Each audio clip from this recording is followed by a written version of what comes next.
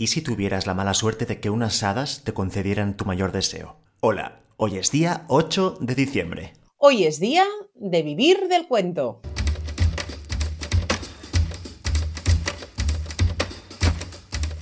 Vivir del cuento, el podcast de las historias que van contigo.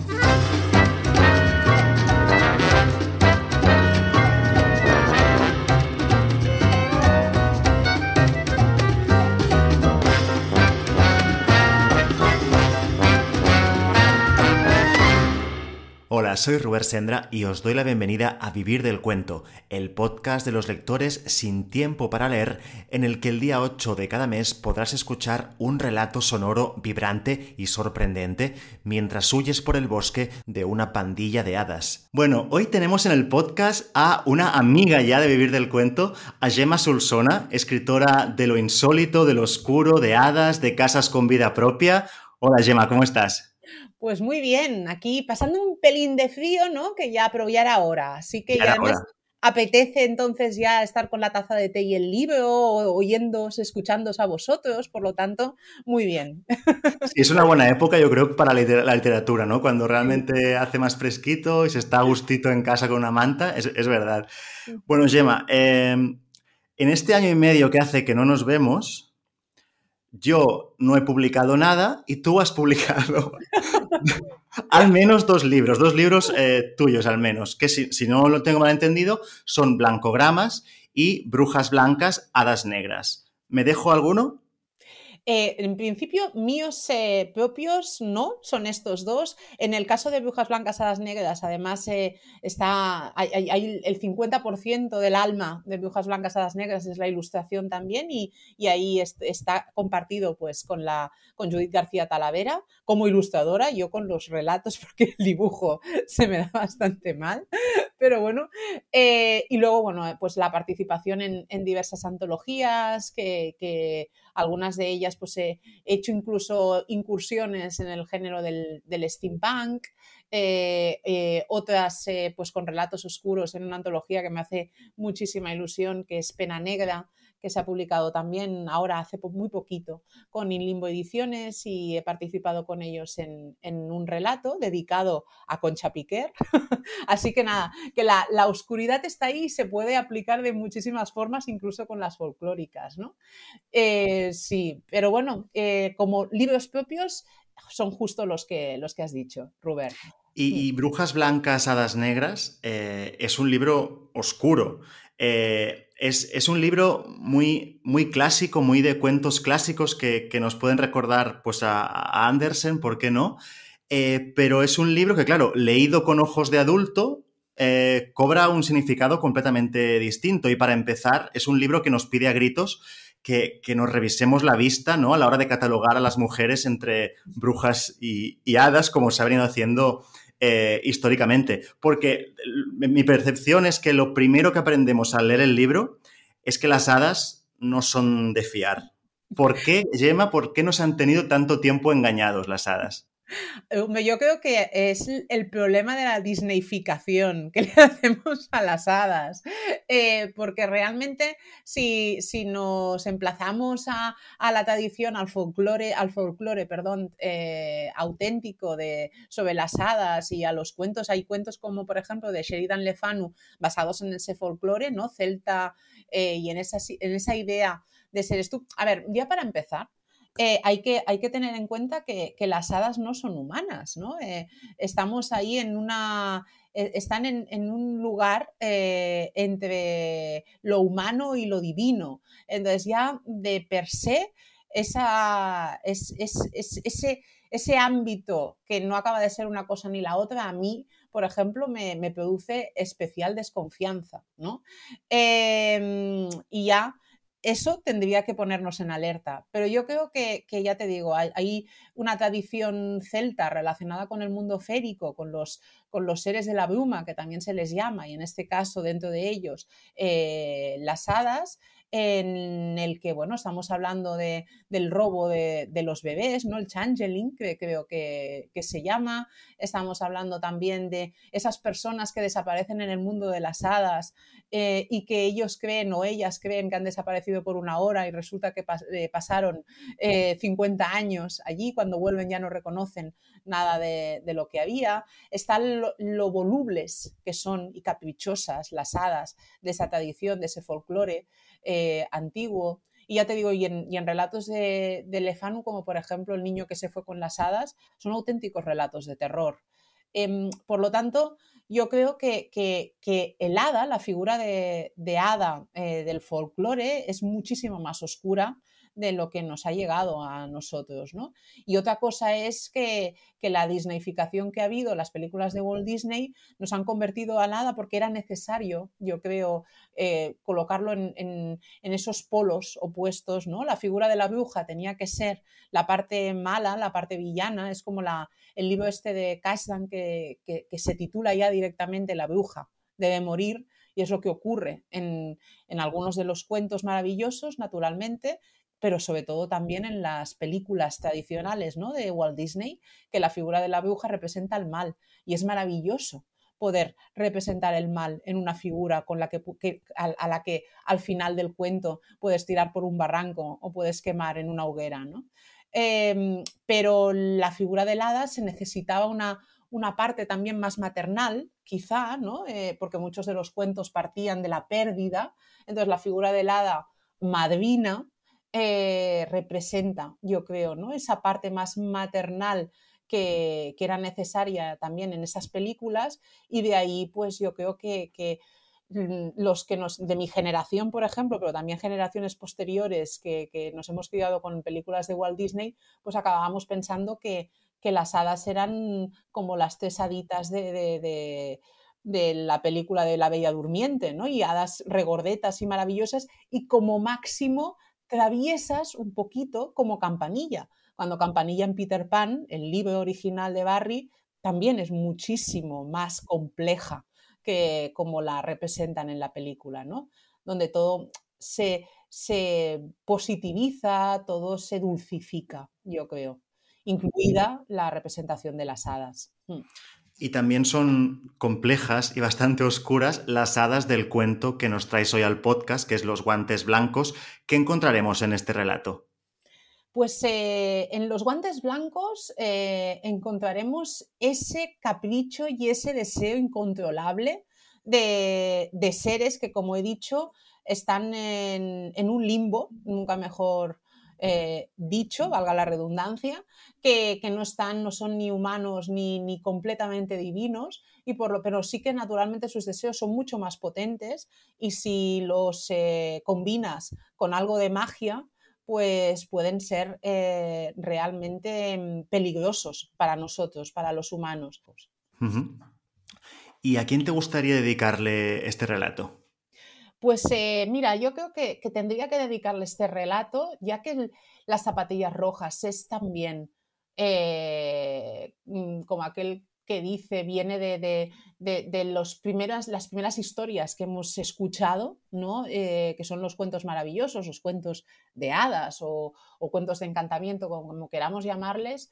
Yo creo que este cuento, que es tan cuento, tengo que dedicárselo al origen de mis cuentos. Y el origen de mis cuentos es mi madre, ¿no?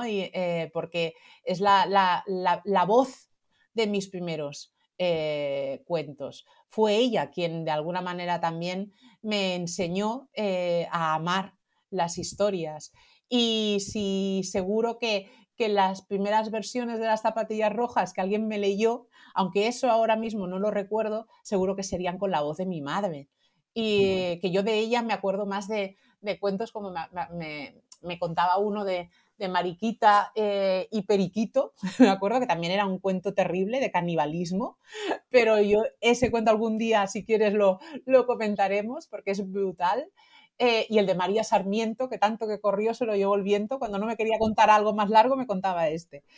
Pero es eso, yo creo que si hay que dedicárselo a alguien, hoy me gustaría dedicárselo a ella, ¿no? Que ha sido la voz de las primeras historias con las que yo disfruté y con las que empecé a soñar, de alguna manera, en ser escritora, quizá algún día.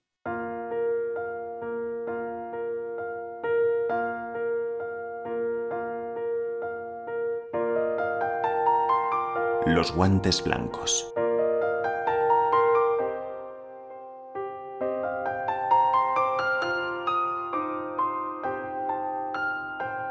Aquellos que aún recuerdan la historia oscura de Moira cuentan que movía los deditos de las manos y los pies ya en la cuna, con el compás adecuado a cada una de las tocatas que su padre componía solo para hacerla dormir durante las noches de insomnio. Sus lloros tenían la cadencia de una sonata y aprendió a leer un pentagrama antes de saberse el abecedario. Su padre, compositor en la corte vienesa, y su madre, cantante lírica que con su voz quebró la cristalería completa de unos duques en Salzburgo, la criaron entre partituras, clavicémbalos y violines. La vocación de Moira fue clara desde el mismo instante en el que la pequeña abrió ojos y oídos al mundo, y solo faltaba confirmar cómo de grande sería su destino, dibujado con claves de sol y corcheas antes de su nacimiento.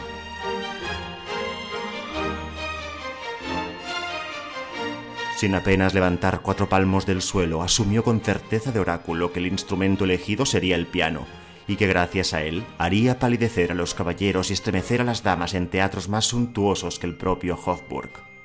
Con ese firme propósito, de forma precoz y al cumplir los 5 años, resolvió consagrar vida y alma a la música, para ser la mejor pianista de todos los tiempos. Las crónicas narran que Moira tocaba 16 horas al día y que las doncellas encontraban las marcas de sus dedos en las sábanas de una cama que utilizaba de piano imaginario cuando no estaba en la sala de música. Tuvo tutores para otras materias, sí. Una damita como Moira no podía desconocer las mínimas nociones de gramática, geografía o aritmética si quería mantener una conversación fluida tras sus conciertos en los grandes salones de la nobleza. Pero todos sus maestros acababan con las ganas y la paciencia derramadas en las escaleras del palacete de la familia de Moira, logrando a duras penas que la niña les prestara un poco de atención durante los meses que duraba su servicio. Ella respiraba sinfonías y soñaba rondós, mientras se limitaba a tararear un minueto en lugar de repetir las tablas de multiplicar, o deslizaba rítmicamente sus dedos de muñeca de porcelana por el mapa de la vieja Europa, sin importarle nada más que el curso del río que había dado nombre a uno de sus valses predilectos.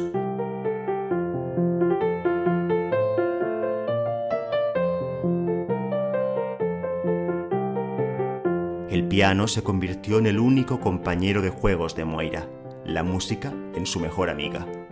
Moira tocaba, ensayaba y tocaba de nuevo, y algunos testimonios que afirman haberla visto y escuchado en aquella época la definen como una pequeña Mozart con carita de Venus, que movía sus manos sobre el piano con la sincronización de unas siamesas de circo, hipnotizando voluntades y extasiando corazones.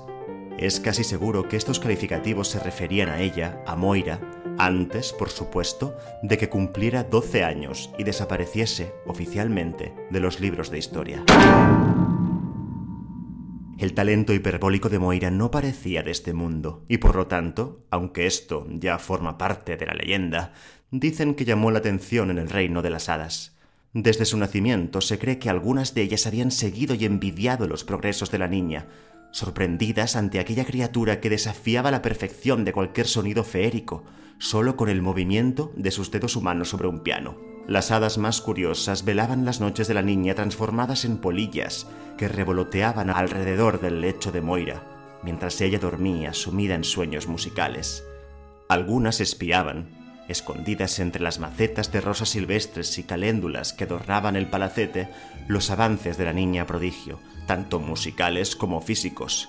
Y otras escuchaban con rencor, camufladas en el cuerpo de las hormigas que recorrían los pasillos de mármol del hogar de Moira, sus interpretaciones divinas y los elogios que recibía por su talento soberbio y su belleza de ninfa. Rabiosas todas, consideraron un insulto que una simple humana que ni siquiera había sido bendecida por ellas con uno de sus dones mágicos fuera capaz de superarlas a base de destreza y trabajo. Y tras convocar una reunión de urgencia en los jardines del palacete, a la que asistieron casi todas las hadas del país, decidieron dar un escarmiento a aquella pequeña demasiado talentosa. Por decisión unánime, Una de ellas se transformó en bruja, algo que las hadas odian, pero que las conjuradas consideraron necesario, dadas las circunstancias. Y la elegida, bajo una apariencia de hechicera ambulante, logró colarse en los aposentos de Moira justo el día en el que la niña cumplía 12 años. Era de noche y Moira estaba sola en su habitación. En unas semanas tenía previsto viajar por toda Europa y la chiquilla estaba tan emocionada como entristecida al pensar en la posibilidad de conocer mundo y abandonar, en consecuencia, los pianos que la habían visto crecer y la sala de música de su infancia. Algunas pinturas inspiradas en su historia la muestran ante un espejo con los ojos cerrados, los mismos ojos que tantas veces habían hecho rechinar los dientecillos de las hadas. Sus manos siamesas, trazadas con un blanco angelical, reposan sobre el tocador en el que, a modo de piano imaginario, araña sus últimas prácticas musicales antes de meterse en la cama. Tras ella aparece la sombra de la falsa bruja, el hada negra, que susurra en su oído unas palabras que no vemos en esas escenas fantasmagóricas, pero que sí pueden ser intuidas gracias al rastro de las leyendas populares. Seguro que el hada negra, la misma que oscurece la habitación de Moira, solo tuvo que aprovecharse de su temor al fracaso y beber de su sed de gloria, e inyectó el miedo en los dedos esbeltos de la niña Milagro, hablándole de los posibles accidentes que en un viaje tan largo podían sufrir sus manos prodigiosas. Le advirtió de lo fatal que serían para el movimiento suave y preciso de sus falanges los contrastes de frío y calor en cada uno de los países que visitaría. Y la engañó acerca de los oropeles falsos que encontraría en alguno de los teatros que debía visitar durante su gira, y que serían incapaces de tapar las astillas que se clavarían en sus uñas, mientras se viese obligada a practicar en viejos y desconocidos pianos de tercera categoría. Ella merecía mucho más y podía conseguirlo con unas simples palabras y un gesto sencillo.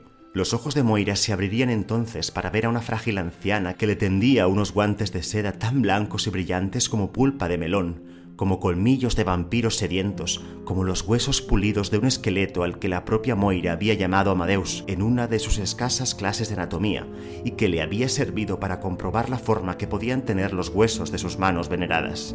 Tan veneradas como esas manos que ahora la vieja acariciaba y a las que nada malo ocurriría si se ponía los hermosos guantes que harían que el mundo se rindiera ante ellas. Te ofrezco la magia, Moira, la gloria entera. Solo tienes que desearlo mucho y estar dispuesta a entregarlo todo a tu arte, cuerpo, alma y tus hermosas manos. ¿Lo estás, niña bella? Se dice que Moira ensordeció ante las palabras zalameras del hada negra y creyó en sus promesas de éxito dorado. Claro que estaba dispuesta a todo. Ella, que respiraba a través de las teclas de su piano, que se nutría de música. Cualquier sacrificio era poco para conseguir la fama que se le había vaticinado desde la cuna, y unos simples guantes, según aquella viejita amable, protegerían su bien más preciado y la convertirían en la mejor pianista del mundo. Tómalos, Moira. Percibo que lo tienes claro. Ya lo deseas con toda tu fuerza. Pruébatelos y di las palabras mágicas. Tocad, tocad, guantes blancos, seguid tocando. Imaginemos que Moira extendió sus brazos y, guiada por su voluntad anestesiada, se enfundó los guantes en sus manos de niña asombrosa. Tocad, tocad, guantes blancos, seguid tocando, musitó. Y esas simples palabras, unidas a su ambición ciega, precipitaron sobre ella la maldición negra de las hadas, mientras éstas, con la forma de cientos de lucecitas minúsculas que colgaban de las cortinas, se refugiaban en los cajones y se escondían bajo la cama, se mofaban con sus risas de sapo y aplaudían haciendo rechinar sus dientecillos de murciélago. Lo que sucedió después es un misterio. Se aventura que Moira hizo lo que sus palabras dictaron a los guantes malditos: tocar, tocar y seguir tocando una música muda.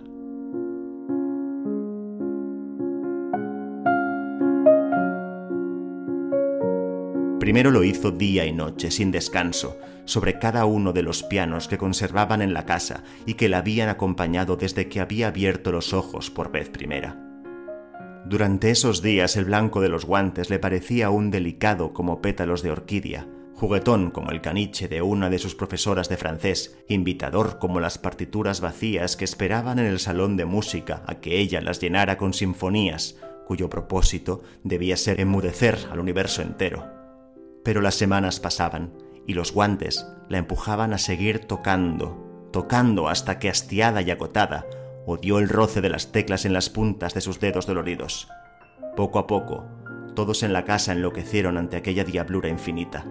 Sin embargo, Moira siguió tocando porque no podía parar el ritmo perverso que se adueñaba de esas manos que continuaban tecleando sobre las paredes forradas de terciopelo del palacete.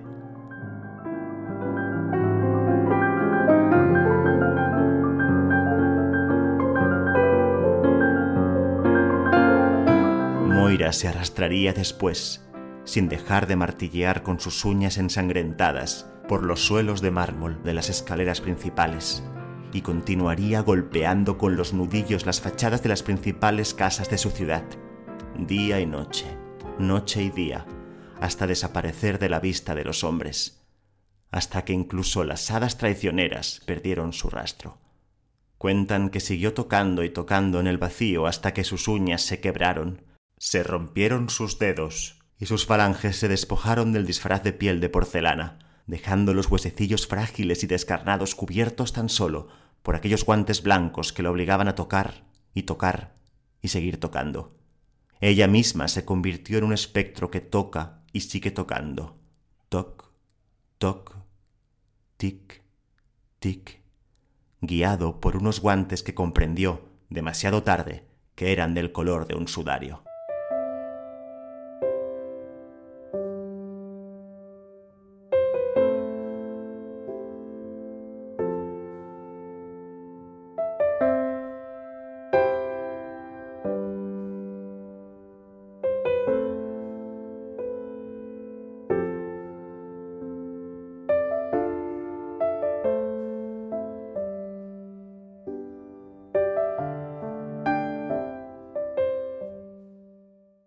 Pues un cuento maravilloso, Gemma, nunca mejor dicho. Explícanos un poquito cómo surgió la idea de este relato.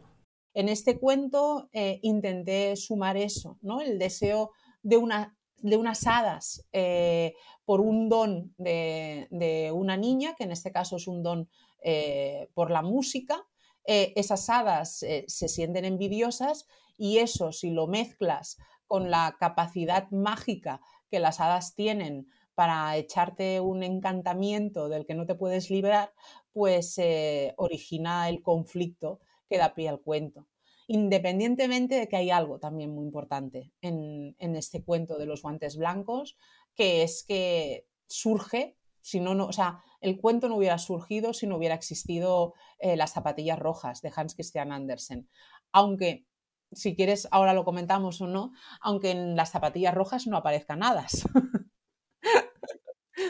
Si quieres te lo comento, porque o sea, en las zapatillas rojas a mí es un cuento que me fascina, desde siempre es uno de mis cuentos favoritos entre todos, entre los cuentos de recopiladores como Perrault o Grimm, porque para mí Andersen es el más autor dentro de los cuentistas más famosos, y este sería uno de mis favoritos entre los recopiladores de Grimm y Perrault y los propios de autor, de Hans Christian Andersen. Para mí Las zapatillas rojas es un cuento oscurísimo. Es un cuento que en este caso es cierto que no hay hadas, sino que lo que hay es una cierta intervención divina y una cierta, en el de zapatillas rojas, y una cierta intervención de lo que es correcto y lo que no. Es muy moralista. Hans Christian Andersen muchas veces lo es en los cuentos. Él era muy piadoso, él era muy creyente y eso se manifiesta en muchísimos de sus cuentos. De hecho, no quiero hacer ningún spoiler a nadie y si no, igualmente, en las buenas historias no pasa nada por hacer spoiler, porque vale la pena leerlas igual, ¿no? En Las zapatillas rojas la niña muere. Las zapatillas rojas me parece la pasión llevada al extremo de una niña que digamos, por presumir, por algo que ansía unas zapatillas rojas, ponérselas y las lleva a la iglesia o qué pecado llevar unos zapatos rojos a la iglesia, con todas las connotaciones que hay también en el color rojo, ¿no? La pasión, la sangre, la vida, ¿no? Y el cambio de niña a mujer también está ahí, ¿no? En el rojo. Y la niña no se le ocurre nada mejor que llevarlas a la iglesia y por eso debe ser castigada.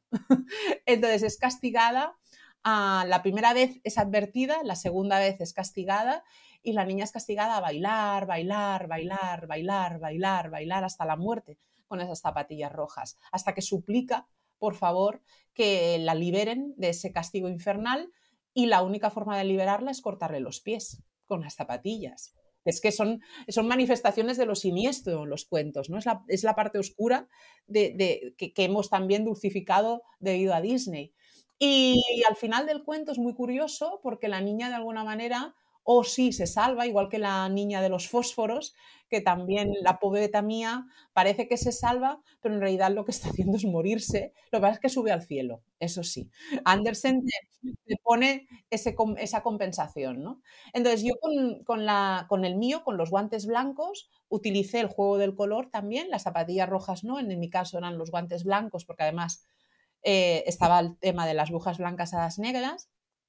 Y a mí lo que me interesaba no fue tanto el tema del castigo y de lo moralista del cuento de Andersen, sino que hasta dónde te puede llevar un objeto que te obligue o sea, que tenga más alma que tú, casi, ese objeto, ¿no? Igual que las zapatillas rojas obligan a esa niña a bailar, bailar, bailar y bailar, yo quise transformar esas zapatillas rojas en un objeto que te obligara a hacer algo que en principio te gustaba.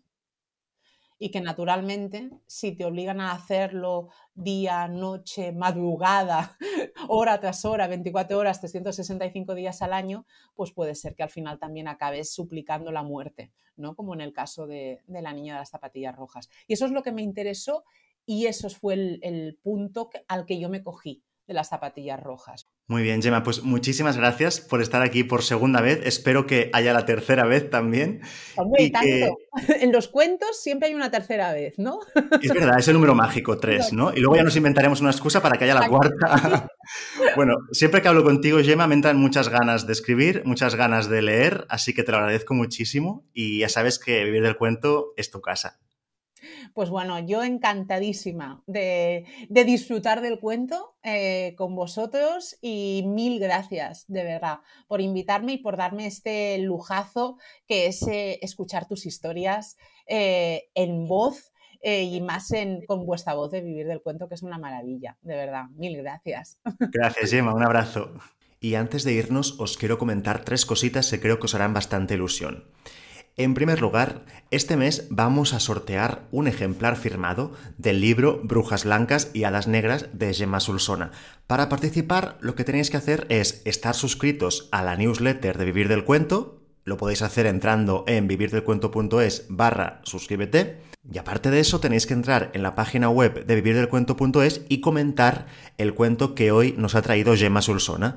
Entre las personas que hayan comentado el relato y que estén suscritas a la newsletter, sortearemos este ejemplar especial que nos brindará Gemma. En segundo lugar, os quiero presentar una iniciativa que hemos iniciado en el canal de Instagram de vivirdelcuento.es, que consiste en un club de lectura de relatos. Se llama Un cuento y a dormir. Y estamos haciendo una prueba este mes a ver qué tal funciona y si os gusta, con una colección de relatos navideños que ha recopilado Alma Editorial. Así que si os apetece, os podéis pasar por el canal de Instagram de vivirdelcuento.es y opinar sobre los relatos que vamos proponiendo en el club de lectura.